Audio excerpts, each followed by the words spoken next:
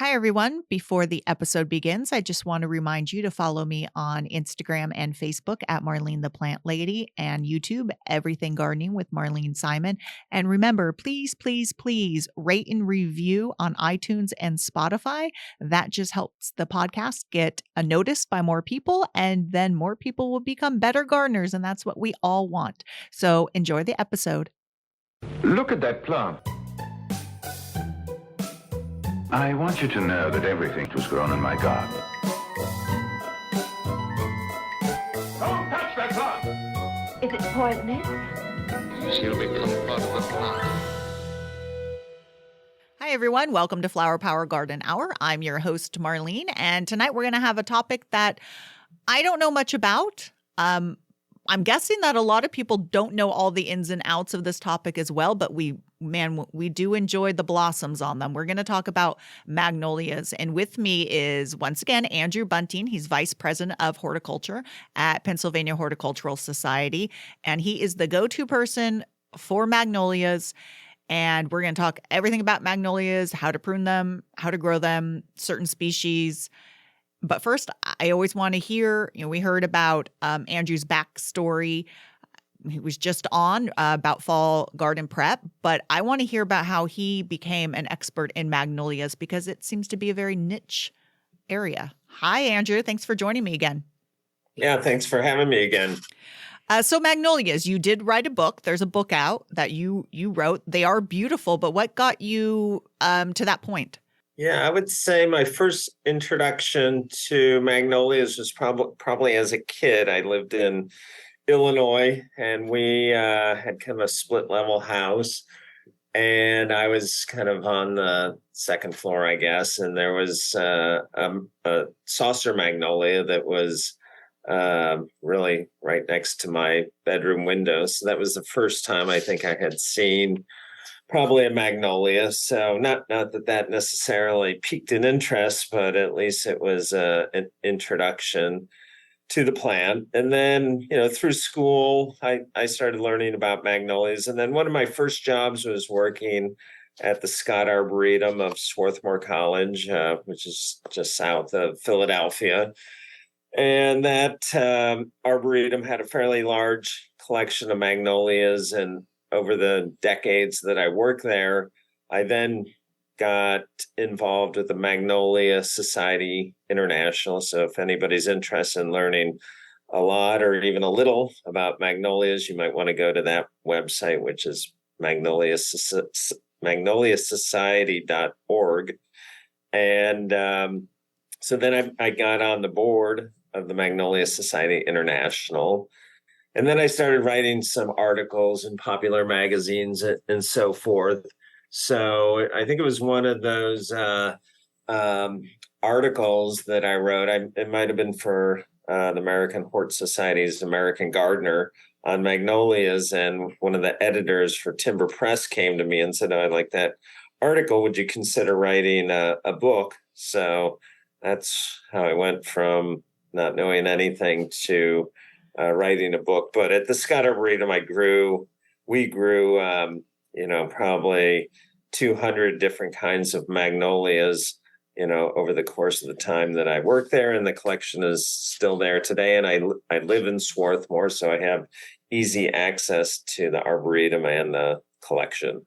Wow. It's interesting because southern magnolia is one of my first memories of a tree. Growing up, our neighbor across the way in San Diego had a giant southern magnolia, and that the myoporum tree to the that our other neighbor had, those two stick out. So that's interesting.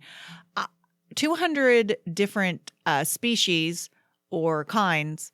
That's a lot. I think this is where, where I live, there tends to be a handful, like on one hand, Right. of what people grow. But then you Right. also hear, there's steel magnolias. You hear about magnolias being in the South, but you grow up in Pennsylvania huge amounts. Where are they native to? Are they isolated to one area? And what is their ideal climate? Yes, so the genus Magnolia is pretty widespread. Like you said, there's between 200 and 225 species. There's actually thousands of hybrids and cultivars.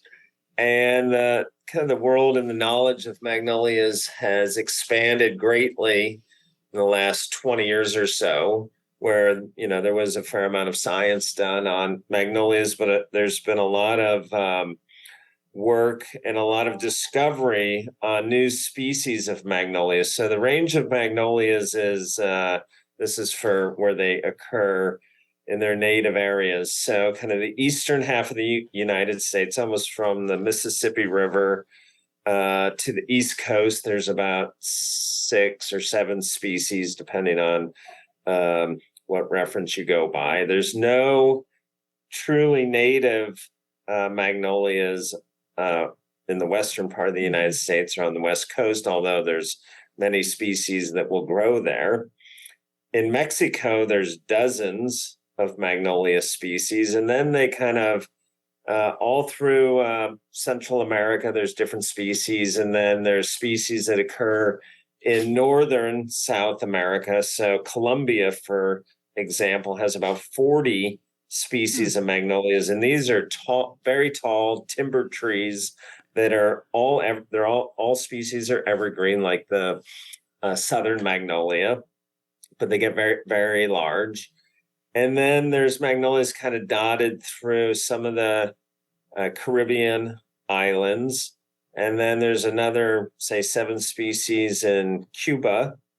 And then you kind of jump over the Atlantic Ocean. There's no magnolias native to Africa, and really no magnolias to Europe. But then once you get into Asia, there probably the most species are in China, but then you also find dozens of species in Vietnam, Thailand, few species in Japan and Korea, and then they kind of trickle down into Southeastern Asia all the way down to Papua New Guinea.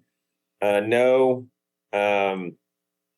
native magnolias in Australia or New Zealand, although both of those countries can grow a lot of magnolias, and there's some really good hybridizers, especially in New Zealand. So that's a quick overview. And, most of the magnolias we know, other than the southern magnolia and a few other evergreen species, are deciduous species that lose their leaves. But in the wild, most of the species, most of those 225 species are mostly evergreen species, especially everything from almost, most species from Mexico, Central America, South America, and most of the real southern parts of Southeastern Asia are all evergreen magnolias. Interesting. So I expected right off the bat for you to just say, oh, they're just generalized to, the cloud forests of Asia, and then sort of, is that correct that when we're speaking of China and Japan and Colombia? No, China is all over, except for, the real far northern China, but from Western China, like Sichuan, there's Magnolia wilsonii and others. And then all through, kind of central China into southern China, a lot of magnolias, I would say in general, are found in kind of mountainous parts of the world, and also often found in the valleys of those mountains. And that's like in Colombia, South America, there's almost like all of those 40 different species are found in kind of, deep mountain valleys. And because they're found in these deep mountain valleys, that's how kind of speciation happened. Like from one, major valley to the next, they were kind of trapped in the valleys. And so that's how they separated into separate species and kind of maintained their individual species. Yeah. So you ruled out pretty much 3 or 4 it sounds like all the Mediterranean regions are pretty much ruled out. So even in Mexico, we're not talking about the arid ones. We're talking about the higher up, wetter. Generally, Yeah, yes. yeah. Yeah, the only magnolias that are really found, like say, like in the United States in the coastal plain, is the sweet bay magnolia, Magnolia virginiana, and it's found from Massachusetts all the way kind of along the coast, or kind of coastal plain, still not saltwater, but uh, Sort ponds and lakes and things got like it. that, all the way down into Florida, and then it actually skips and ends up in Cuba. And that can actually grow in lowlands and in wet areas. Most magnolias don't like wet conditions generally, but that's an exception. That's a non-mountainous species that found in lowlands. Okay. But most people, when they look at a magnolia flower, that sort of leads them Yes, to say, even if they don't know it's a magnolia, like generally most family characteristics, you look at the flower, and we've all seen the southern magnolia where it's right. very large, but can you break down some of the characteristics of the flowers and the fruit, because they are quite unique? Yeah, so it's a very primitive plant, very Mm-hmm. old plant from an evolutionary point of view. The What we would consider petals are actually a modified petal called a tepal, and they tend to be found in whorls. So if you look at like the southern magnolia, you have kind of an outer whorl of tepals and then an inner whorl, and depending on the species, there might be multiple whorls of these petals that are very kind of almost wax-like in their texture. They have stamens in the center, and then in the center of that is where the fruit is formed. So it's this aggregate fruit called a follicle. And then, most magnolia fruits are similar throughout all the species, really, where it's kind of this kind of knobby, looks like almost like a collection of Mm-hmm. knuckles in this kind of cylindrical fruit. And that's the follicle. And then the individual, those kind of open up, and individual, often red seeds or red fruits fall out of those. But whether it's an evergreen magnolia or a deciduous magnolia, the flowers are, I would say, in most respects, similar. The color ranges with magnolias are, whites and pinks, purples, but there's been hybridizing work to create yellow magnolias, which we can talk about later. The new kind of holy grail in the magnolia world is to find a true red magnolia, and I would say they're pretty close to finding that. There's a Asian species called Magnolia insignis that has a red, almost a true red flower. So people are using that in hybridizing work to try to create a red flowered magnolia. As I mentioned before, most of the wild species are evergreens. Most that are in cultivation are deciduous, although there's an increasing amount of new and interesting evergreen magnolias to use as well, especially for people that live in, say, California, Portland, Seattle, southeastern parts of the United States. Most of the really all the evergreen types need, fairly mild winters. Yeah, 'cause I mentioned, like, on my hand, I could count like 5, and I'm not even sure I could count 5. Magnolia grandiflora, the saucer magnolia, Magnolia stellata, and I think I might be tapped out. I'd like to talk about the grandiflora Sure. and the saucer magnolia, just because those over here in California, those tend to be the two most common ones people know. And the southern magnolia can be problematic. Yeah. Um, so that one is native to the southeast of US. Yeah. So it's native from, say, it may come up into like North Carolina, but I think South Carolina, Georgia, Florida, Alabama. In the wild, it's kind of a understory tree, although it will get quite large. I would say the southern magnolia, Magnolia grandiflora, is probably the most ubiquitous, widespread magnolia in the world. So you see it again. It can only grow in the warmer parts of the U.S., but it's very common, especially in the southeastern parts of the U.S. And I know that it's common in England. And then I've seen it grown all over the world. I've seen it grown in China. I've seen it grown as a street tree in Bogota, Colombia. You see it all over Europe. Like English gardens have it. Italian gardens use it. So it's I would say pretty prevalent all over most of Europe, except for the real cold parts of Europe. And then you see it used a lot in Australia, in New Zealand, China. Also, you see it used. And I think why it's used is one, it's evergreen. Mm-hmm. Two, it has these really large flowers that generally are born in the summer that are intensely fragrant. They have a real kind of lemony fragrance. They're as tough as nails, even though I do know, in California and perhaps other places, they can get kind of this summer leaf scorch, which is caused by, really hot weather and then kind of excessive evaporation that causes that kind of browning of the tips. But other than that, it's tough as nails. It's actually pretty drought tolerant. That's why it does so well in the southeastern parts of the U.S.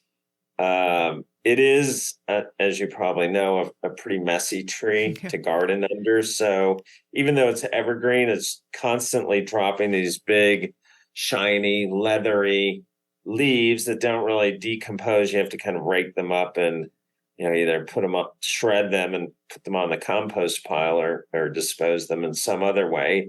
So they're kind of a mess because they're constantly either dropping petals or dropping leaves. And then they create an extreme condition underneath, which most gardeners would call dry shade. So it's really difficult to garden at the base of a southern magnolia because it's so dry, and also it drops all those leathery leaves. So that creates conditions that are difficult for plants to establish themselves. Yeah, but you mentioned the summer scorch, and that's just the evaporation happening. And and I think that's here we see that a lot more. Because you really so don't, dry. I guess maybe because it's so humid Mm-hmm. in the southeastern parts of the United States that, they have, as much heat Mm-hmm. as you would in most parts of California. But maybe it's because, you essentially have zero, most parts of California really have almost no rain for 3 months. So the ground is really dry. It's really hot, especially in, certain parts of California. Mm-hmm. So there's evaporation, and there's no place for the plant to pull up the moisture from the ground. So I think that's where you get this kind of, what's described as summer leaf scorch in California, while in the southeastern parts of the United States, it's still, as hot. Mm-hmm. But generally, moisture on the East Coast happens 12 months out of the year. So even though there may still be periods of drought during the summer, there's also periods of reasonable precipitation as well. Mm-hmm. Yeah, no, that makes sense, and just the low humidity here as well. Yes. So yeah, that's just to let people know what's happening, that it's not a nutrient deficiency. No. It's give it a little deeper soak in the summertime, especially if you don't have any irrigation around it. Let's talk about the saucer magnolia. A lot of people also call this the tulip tree, which is misleading because I know Right. the Rhododendron is the tulip tree, but That's usually right. I ask people, I'm like, okay, do you mean and usually it's when it's blooming. and they bloom at different Yeah. times. It's very showy. And I always pronounce it Solangiana, but I'm sure I always pronounce Latin names so wrong. So how would you? That's pretty good. Okay. That's how I would say it. Okay. And that is, would you consider, and I hate to say this as someone who wrote a book on magnolias, is that one of the, quote, showier, more hybridized ones out Yes. there? Okay. It's probably, in my opinion, the showiest. Okay. I mean, there are other magnolias that people really covet, like in, places like San Francisco, maybe Seattle. You can grow a Himalayan species called Magnolia Camellia, which is really kind of the holy grail of the magnolia world. And then it has these huge flowers that can almost be 12 inches across and kind of flat and kind of, real blousy flowers. But most people can't grow that just because it in its native region grows in kind of cool, damp foothills of the Himalayan mountains. And there's some other species like that are also coveted. There's another one called Magnolia springeri that's very beautiful, but it also has kind of niche condition needs, not as much as the Magnolia Camellia. But the saucer magnolia, Magnolia solangiana, is very hardy. So that is the magnolia that grew outside of my bedroom window as a kid. So it's hardy, probably up into, at least southern Wisconsin, if not like the middle of Wisconsin. Pretty hardy throughout most of the Midwest, but also performs very well, all up and down the West Coast, all on the East Coast, the Southeast. It probably doesn't like the real extreme heat of like Texas, for example, and it wouldn't really grow in like central or southern Florida. It'd just be too kind of subtropical or tropical. But then again, you would see the saucer magnolia all over Europe, China, New Zealand, Australia, etc. And there's some incredible specimens in the town I live in, Swarthmore, that were probably planted when some of the older houses were built. So let's just say they were built 100 years ago in 1922, 25. They're now 100 years old, and these plants are, say, maybe 30 or 40 feet tall, but then can have a spread of like 70 feet. Oh my gosh. And so when they flower, and they flower well every year, they flower so well that you cannot see the branches for all the flowers. So in my opinion, it's probably, one of the best flowering trees, period. Maybe, if you could quantify such a thing, maybe it's the best of all the flowering trees. And magnolias are called, the queen of the flowering trees. I'm sure flowering cherry enthusiasts claim that as well. But the saucer magnolias, and there's a handful of cultivars, some which are quite old, and they tend to be kind of a, almost like a broad tulip-shaped flower. That's probably where the name tulip tree comes from. And they can be, I would say mostly they're kind of generally pinkish or purplish on the outside of the big fleshy tepal, and then oftentimes like a lighter color, even white on the inside. So they almost have like a bicolor effect. There are a couple ones that are just pure kind of creamy white colored. I would say in general, the saucer magnolias are fragrant, so it's another added benefit. They flower before the leaves come out, so they're not shrouded by the leaves whatsoever. The only real shortcoming is they tend to bloom on the early side. So for us, they would typically bloom in early April. Well, early April on the East Coast you can still run a chance of a frost coming out. So, I would say like this year, the magnolias were in full flower. They looked incredible. And then it got down to like, say, 29 degrees, and all those beautiful magnolia flowers turn brown. Oh. If that happens, it's just superficial. It kills the, turns the beautiful tepals or flowers brown for the season. They just fall off and decompose in the grass.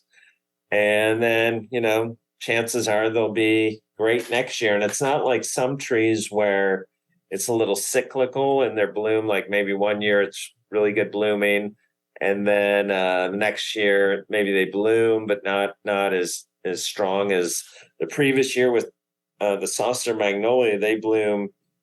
It's like full flower power, 100% flower power every year, without missing a beat. Yeah, that's true. We have one really nice specimen on campus. I'm just amazed at that spread of that tree. That's 70 feet wide. I could just imagine. I actually would love to see a picture of that. But you mentioned they bloom in April back east, and yes, out here in the West, they're one of not the first. Usually, it's like we have some ornamental fruit trees blooming first, like the ornamental pears and then the almonds. But they're generally right at the end of, can be as late or early as end of February, beginning of March. Right. And I'm assuming it goes for all the deciduous trees that they bloom before the leaves come out versus the evergreen ones, which have that either all sort of season or late summer bloom. I would say generally. However, the yellow magnolias. So the yellow magnolias were, again, a plant that, in theory, it was thought that they could be created because there's a species of native magnolia called the cucumber tree magnolia, Magnolia cuminata, that has these little kind of nondescript flowers, but they're yellowish. So it was theorized that if you took that species and maybe hybridized it with something else, and they ended up crossing it with a Uland magnolia, Magnolia denudata, and they created the first yellow magnolia is one called Elizabeth, which has kind of soft pale yellow or kind of butter yellow, sulfur yellow flowers.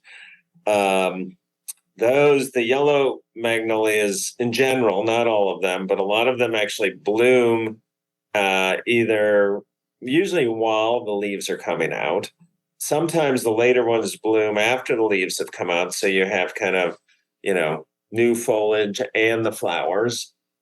And that is true for a few other of the later flowering deciduous species where they actually are in flower when they're in leaf. But I would say most of the deciduous magnolias, probably, 90% of them flower before the leaves come out. And that's kind of an added benefit, because then it's just pure flowers and they're not kind of shrouded or obscured by some of the early leaves. That would be beautiful to see a yellow one in bloom.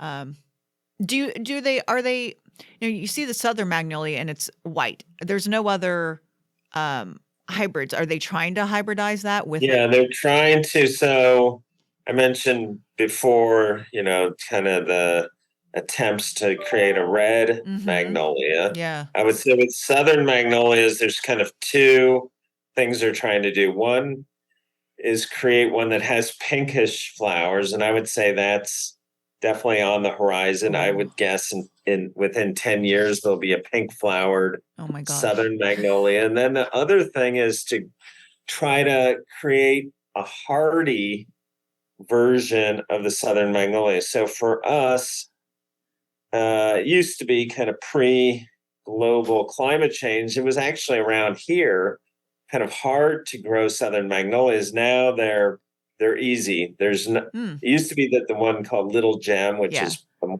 diminutive one, was the least hardy one. You rarely saw it around here. Now it's as common as any of the others. So, around here, probably you would see southern magnolias probably up into maybe Boston, definitely New York City here. And then they really become prevalent from, say, Washington, D.C. south.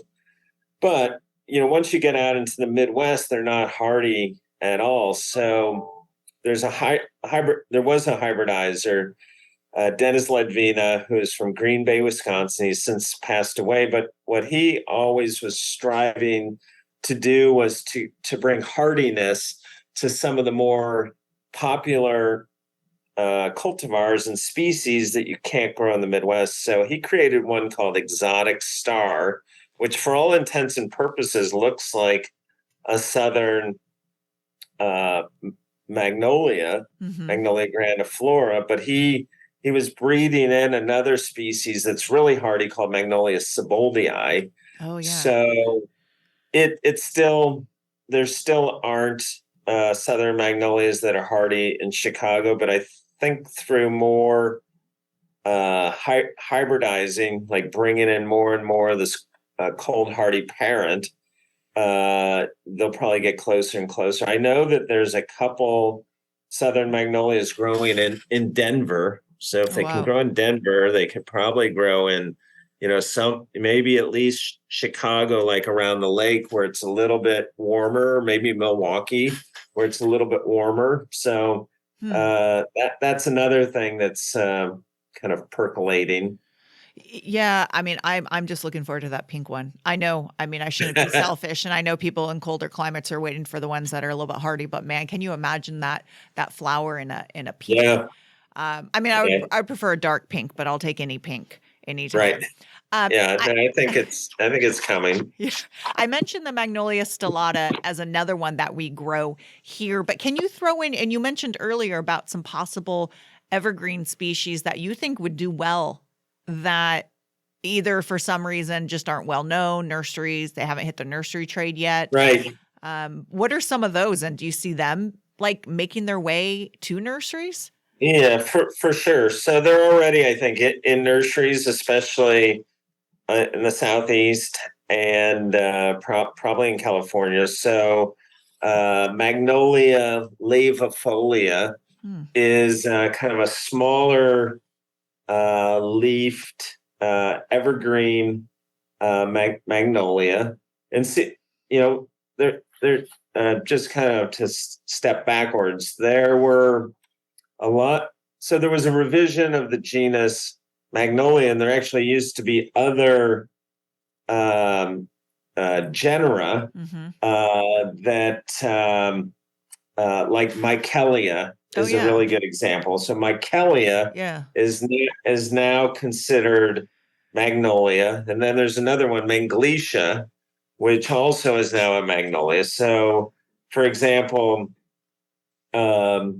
Magnolia or Michelia yenonensis is now Magnolia laevifolia. So this is a kind of small leafed magnolia. And often a lot of the cultivars are kind of more diminutive. They might be, say, 12, 15, 18 feet tall. Even some are a little bit shorter. So there's a really great one called Michelle.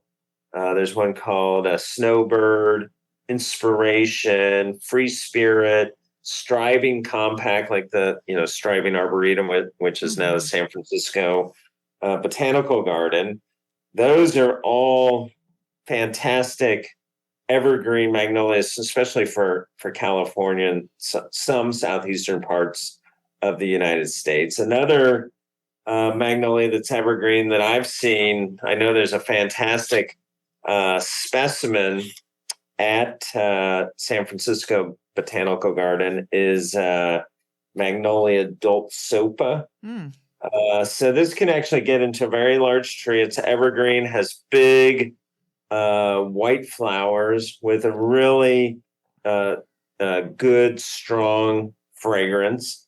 There is one called Silver Cloud, which is a selection that's a bit more upright. But the one at San Francisco Botanical Garden is one of the best ones I've seen. There are other species. There's this Magnolia insignis, which I mentioned earlier. That's an Asian species. I think it's Chinese and maybe even dips down into Vietnam. There's one called Magnolia foveolata, which is interesting. So the southern magnolia has kind of that brown fuzz or indumentum on the undersides of the leaves. Magnolia foveolata has a golden indumentum and then has these kind of interesting yellowish flowers. So there's, if you go to like a place like Huntington, Yeah. Botanical Garden down in Pasadena, they have a lot of different evergreen species. A lot of them are, probably will never be available in garden centers or nurseries just because they're so rare. But it is a good place to go and see kind of a wider breadth of evergreen magnolias, and probably most of your botanic gardens and arboreta in California, from like Huntington to definitely San Francisco Botanical Garden, Quarry Hill, which is now I think called Sonoma Botanical Garden. Places like that would all have some more unusual types to check out. Yeah, I forgot that Michaelia is now Magnolia. The banana shrub, it's Michaelia figo. Oh, it's my nemesis. That's not a magnolia. So yeah, that one it smells just like banana, and it has that beautiful port wine outer tepal and then the white inside. And it's funny because it's like I've tried that twice. I know I saw a beautiful specimen down in the Bay Area, but we're too cold here for it to grow outside in Northern California, Central California, yet it's not happy inside. So it's one of those, I'm sure if I brought it inside for the winter, it would be okay. But I've tried it a few times, and it doesn't like the humidity of a greenhouse, but doesn't want, it's problematic, but man, it smells so good. And then I think the Unionensis, the Michaelia Unionensis, is that what you said? Does Laxa ring a bell?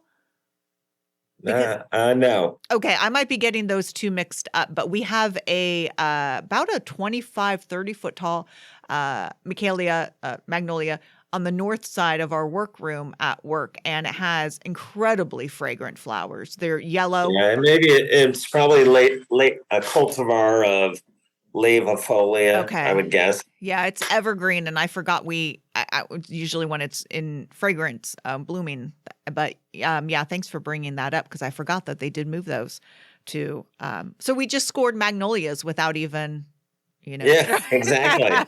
Yeah, actually, there was other genera too, and they've all been lumped into Magnolia. Yes. And if for any of your followers who are more into science, if you go to magnoliasociety.org, and there's a tab that's something like resources or more information, something like that, and click on the tab that says classification, you can see how the entire genus of Magnolia is classified. So there's all these kind of subfamilies, and you can see all the species that are kind of related to each other. So, all these that were Michaelias and Mangletia and other genera are now they're still kind of intact, but it more as a subfamily than as a separate genus. Yeah, it's an interesting, and it is like you said, it's an sort of an ancient one as far as the lineage.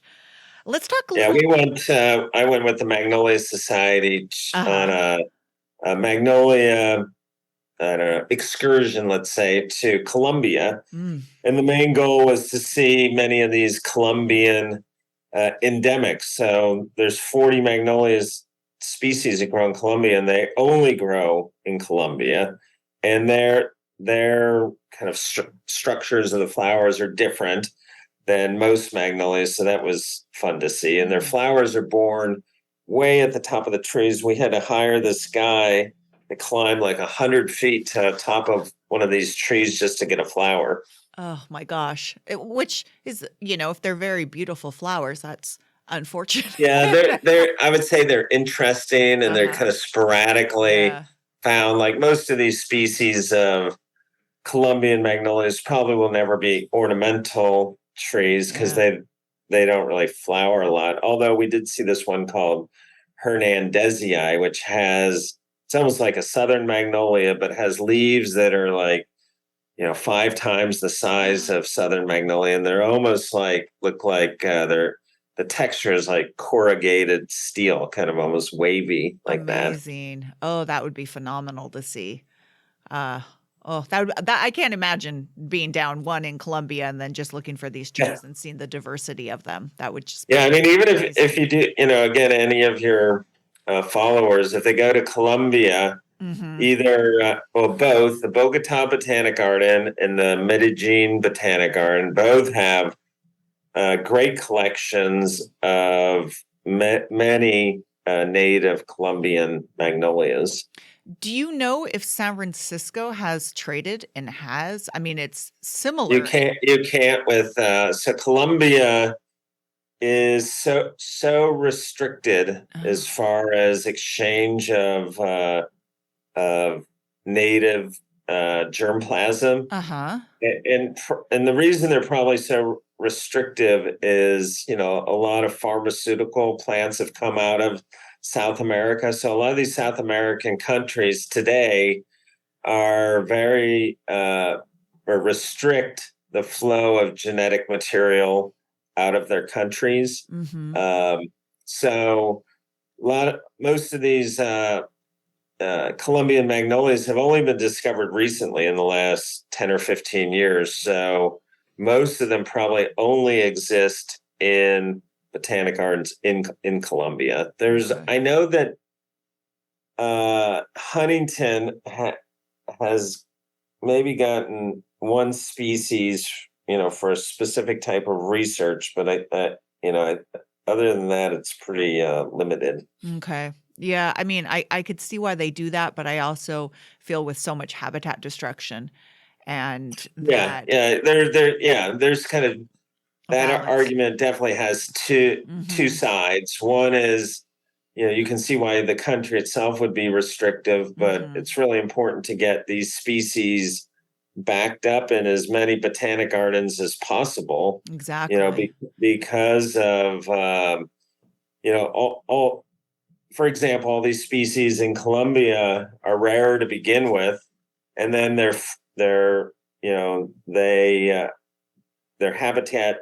Mm-hmm. There's habitat destruction due to mining or road building or timbering the areas. So it is important to get them backed up. And magnolia seeds are what's called recalcitrant, which means they can't be put into a seed bank. Mm-hmm. So the only way to preserve the genetics of the species is through growing it in a botanic garden or arboretum. Yeah, and just getting them to places. I mean, it's pretty limited. I mean, you think about where they're growing there, and that is a very, I mean, every environment specialized, but that's sort of unique. And being large trees, it's not like every botanical garden can house those. So that makes it even more limited. I mean, inside you would need to either prune them severely, have a really tall greenhouse, or just have the perfect climate to grow them outside. And that's why I was thinking San Francisco, because it's almost. Yeah, probably for like the Colombian ones, maybe San Francisco, maybe the Huntington, and then maybe like some of the gardens in central or southern Florida, but that's about it for the U.S. The Mexican ones, a lot of those can grow, in different, at least California gardens, maybe like an Arizona garden. And some of those, the Mexican ones tend to be a little bit more widespread in botanic gardens. Yeah. Okay. Maybe they don't have the protection as much, or people. They still have the protections, but I think a lot of them were exchanged before the protection. A lot of these protections came into place more recently than have been around forever. Yeah, that's true. You used to be able to go out, whether it was ethical or not, but if you were a botanist, you could just go and say, hey, I'm collecting this. And that they seem more widespread. I mean, once again, that spot in Colombia, it seems like it would be difficult to get to. It is. Yeah. All those spots are very difficult to get to. Yeah. How fun. That would be just fun going on. I mean, any plant excursion would be fun, but to an area where it just seems like it's so different and untouched, just to see these plants that really, like you said, aren't really growing anywhere else. And then you could just see the diversity. Yeah, there's even a couple species in like northern Brazil. Mm, I think there's one in Peru as well. fun. Can we talk about a little bit just pruning? Sure. Because I think, if people may be like, well, I'm not getting any flowers on my saucer magnolia. Can you just sort of go over, do they need a lot of pruning? When's the best time? I would say no. Mhm. I would say in general, magnolias don't need to be pruned at all. Okay. The things you where I guess where and when you would want to consider pruning would be I would say most magnolias are grafted onto some sort of understock, often Magnolia cobus. Hmm. So if it's grafted and you see a bunch of like little shoots coming up at the base of your magnolia, that's the understock of the plant that it was grafted onto. So in that case, you'd want to prune off those suckers. You may want to go into any kind of magnolia, whether it's a southern magnolia or a saucer magnolia or a star magnolia, and just do some either corrective pruning if you have like crossing branches, or if you want to open up the canopy a little bit, you can do that, and you should do that during the dormant parts of the winter, maybe like mid to late winter would be a good time to do that. Now, a southern magnolia, you can do considerable manipulation too. So you might, with a southern magnolia, you may want to limb it up. Like I have one on the south side of my house, and it's probably limbed up to, 15 feet or so. So I've taken off all the lower branches just so I can grow some other things underneath it. But you see, huge southern magnolias in the south that, have branches that sweep down to the ground. So it depends on what kind of aesthetic you want to create. You can also, I've seen especially with southern magnolia, I've seen some amazing espaliers. So at the Bartlett Arboretum, which is in Charlotte, North Carolina, they have they've trained it on to, there's some posts, and then between the posts are these wires, and they've trained up a single trunked Magnolia grandiflora, and then every foot or so there's a branch that goes to the right and one that goes to the left, and they're kind of pruned tightly to the wire that supports those branches. So they've created this real kind of manipulated tiered like effect. I've seen on Lake, I think it was on Lake Como in northern Italy, and where Lake Como and Maggiore are, in front of a hotel.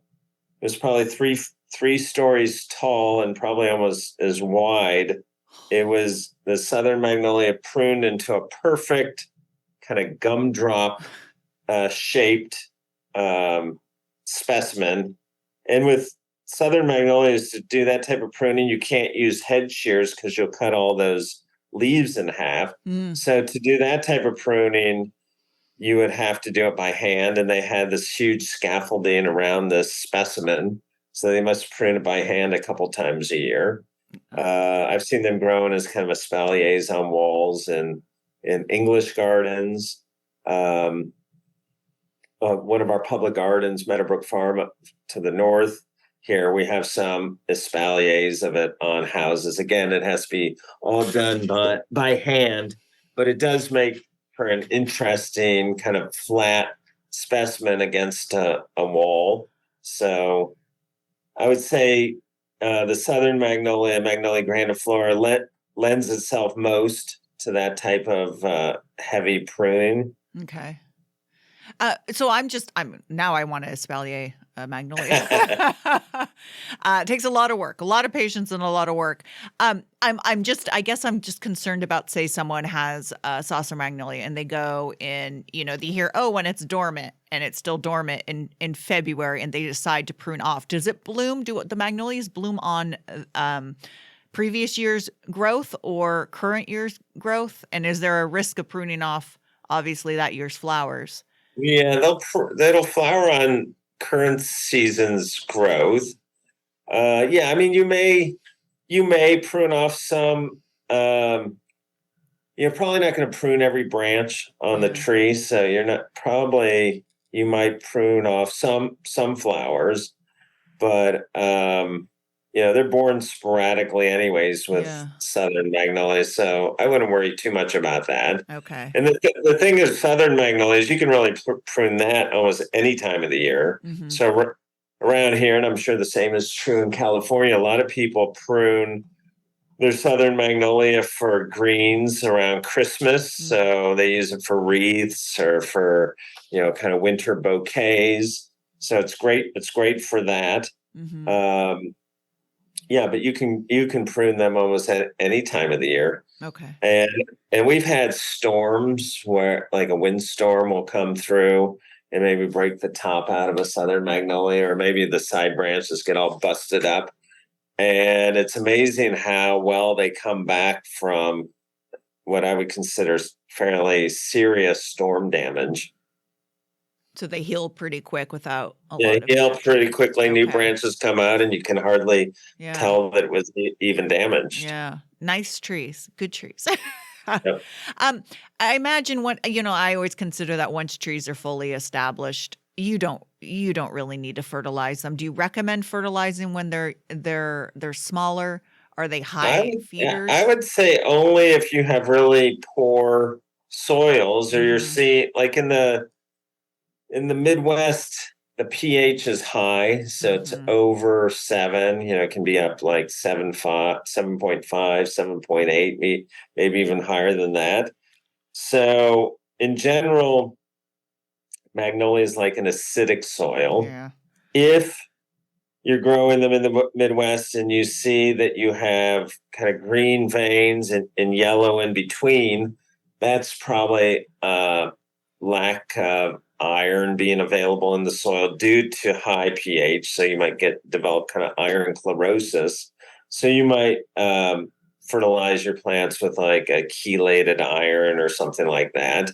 But generally, around here, there's no need to really fertilize them. You might, like at the Scotterbream, we used to, have a kind of a circle at the base of the trees, kind of a mulch circle to keep the mowers away. Mm-hmm. And we would put down like decomposed wood chips, from the arborist, or even leaf compost was fine. And that would add a little fertility to the soil, but, I don't think it was really necessary to provide that level of fertility. The native soils seem to have enough.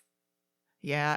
I mean, once we have clay soils here, and if there's any organic debris around, I don't find it necessary to have to prune. But you're correct about the iron chlorosis. I'm running about an 8.5 pH. Wow. So yeah, it's very alkaline. So iron chlorosis is a big problem, and people do see it on some of the saucer magnolias, but not horrible, not as bad as you see it a lot in gardenias here, more so. So they can manage. I think once they get established, I think they adapt a little bit better. But I think people see some of these problems more when trees are younger and the root systems are smaller. At least that's my feeling. Right.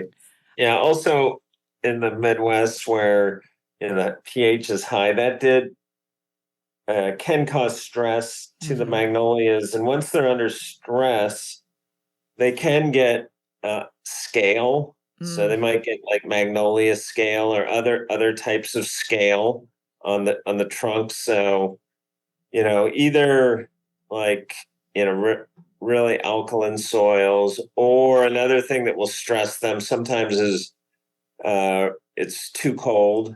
Maybe it's not so cold that it kills the plant, but it stresses it enough, or the soils are too moist, they're almost wet or not draining well. That'll stress magnolias. And it's usually it's usually not a healthy magnolia tree that gets scale. It's something is already happening to the tree that kind of compromises it, and then the scale comes in. And that's true with a lot of pest and disease problems, is those problems usually don't exist on healthy trees, but ones that are already suffering from something else.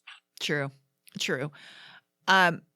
So I don't want to keep you. I'm like before. We could talk about plants all day long, but I do want to ask you, what is the smallest magnolia tree? Are there any that are, for people who are like, hey, I love magnolias, but I only have a small spot? Are there any that are small enough to grow in a large pot forever? And what is your favorite magnolia? Okay, so there are some really tiny ones. I mean, not like, 3 feet tall, but there is one, for example, it's actually a saucer magnolia called Lilliputian, if you can find it. Okay. It only gets about 8 or 9 feet tall. It's narrow, it's short, even the leaves are smaller, and even the flowers are smaller. So that would be a good one for a pot, because it's also hardy. So for us out here on the East Coast, it'd be harder to grow a magnolia in a pot. Okay. But not impossible if you had a hardier one. There's also one called Genie, Genie, okay, which is fairly compact. Some of these lavifolia types are. There's some smaller selections of those. There is a Magnolia grandiflora called K. Paris, and also Little Gem. Like, they don't get as big as they're going to get probably too big for a pot. Yeah. But if you're looking for a smaller version of the Southern Magnolia, either Little Gem or K. Paris. And now there's a new one called Teddy Bear, which is kind of really compact. It has really more rounded leaves than most other Southern Magnolias. And then it's really kind of brown and fuzzy on the undersides of the leaves. So that's a nice one to consider. So those are a few. There's also this whole series called The Girls.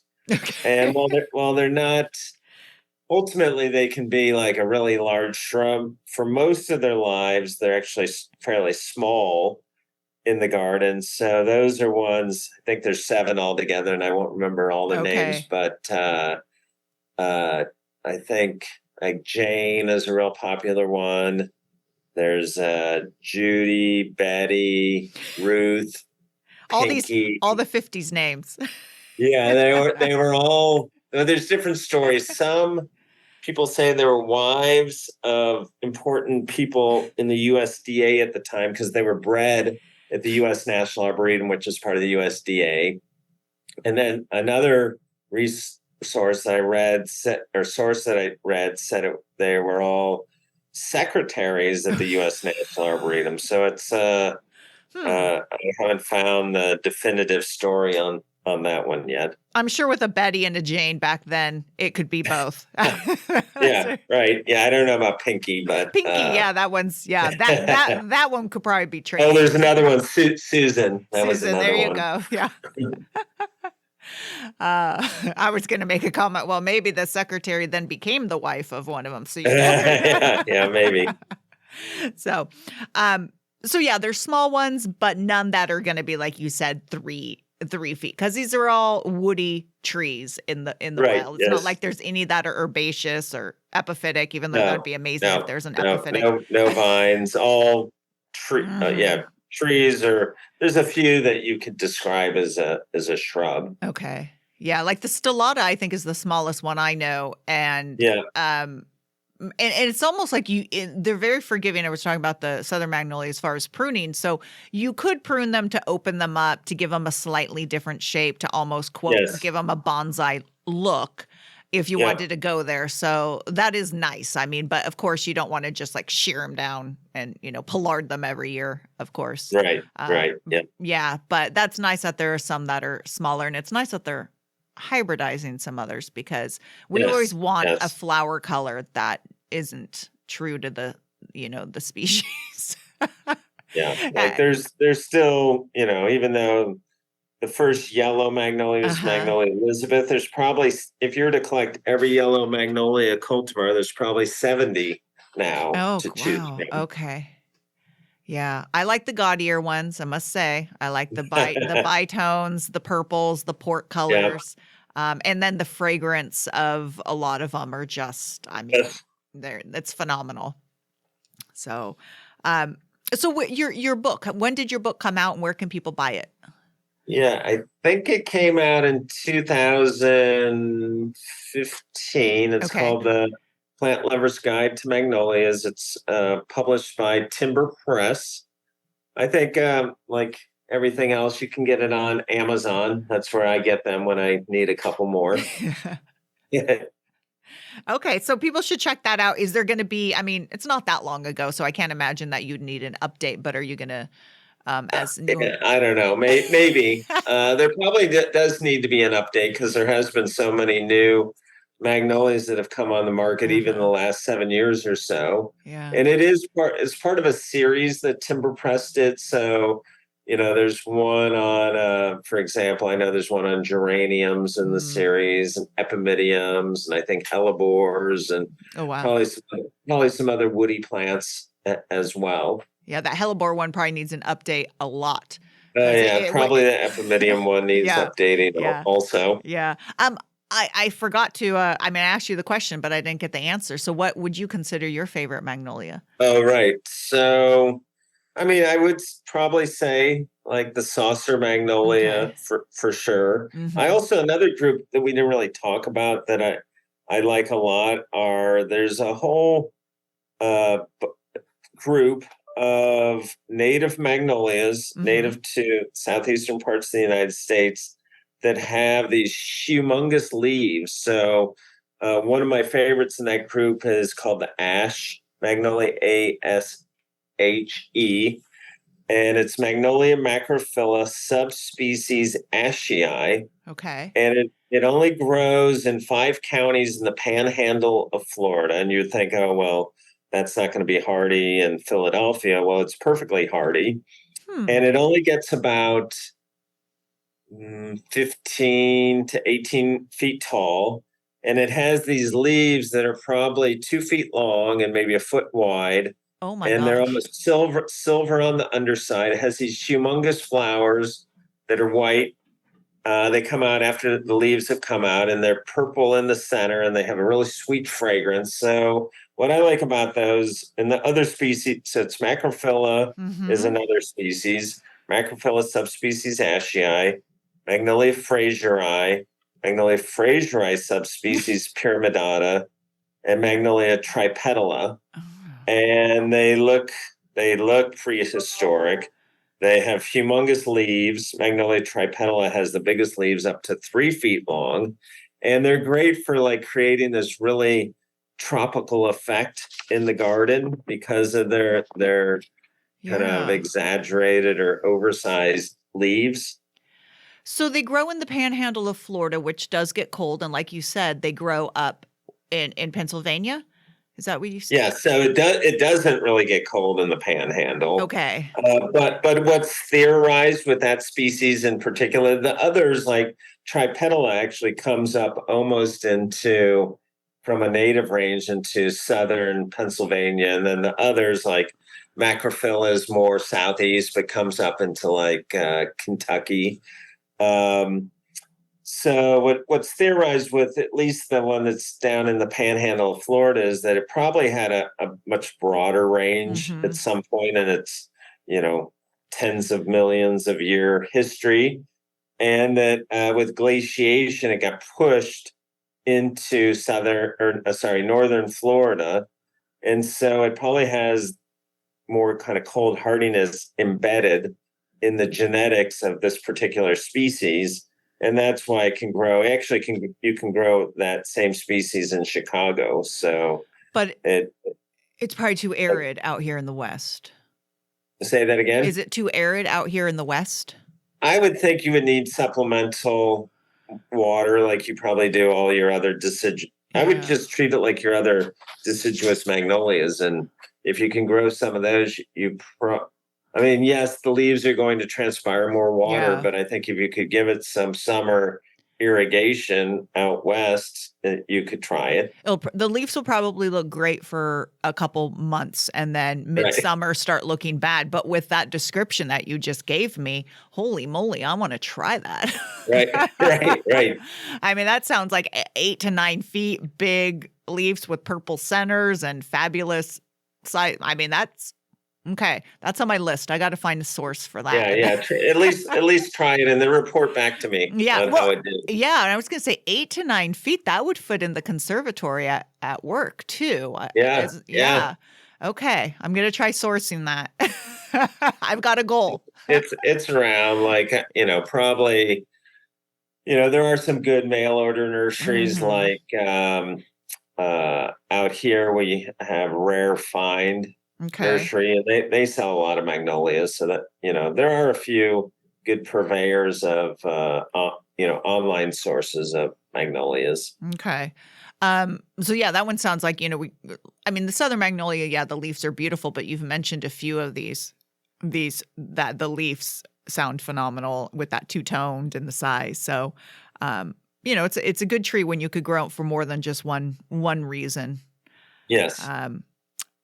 So you gave us some sites and I won't make you run those down again. I'll put those in the show notes of where people could find like the Magnolia Society and Yeah. and Yeah. even some of the places people could go and find more information about magnolias and some clubs possibly, and also where the Pennsylvania Horticultural Society too is where you work. So Yes. Yeah. so yeah, this is great. Now I'm just like, now I have new missions to do. So and that's the thing is I think people just aren't exposed. Either they don't see them, they don't hear about them.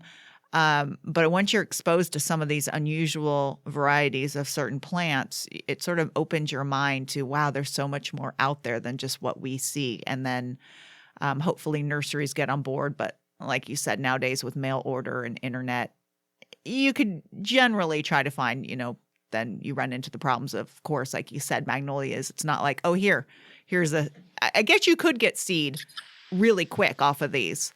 Yeah, you can actually if you join the Magnolias Society, which Mhm. I think is $35 or something like that, we have a seed exchange, and magnolias are really easy to grow from seed. Mhm. And they'll flower. Some of them will flower as like a 2 or 3 year old seedling. So, you don't have to, it's not like some trees where you have to wait 25 years for them to flower. Okay. Another good source of information, I'm sure, on the West Coast is Pacific Horticulture. Oh, I'm yeah. sure they've done articles over the years on good magnolias to grow, and then all the wealth of Botanic gardens and Arboreta in Mhm. California as well. Yeah, San Francisco, every year they post Yeah. their amazing pictures. So if people could get there and during peak bloom, it's Yeah. a showstopper.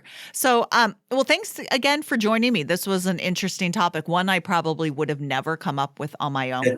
But as soon as I saw it, I was very intrigued and went, yeah, that could be interesting. And as a plant nerd, of course, anything about plants Right. is interesting, but I think this sort of opened everyone's eyes. So thank you. And until next time, everyone, happy gardening.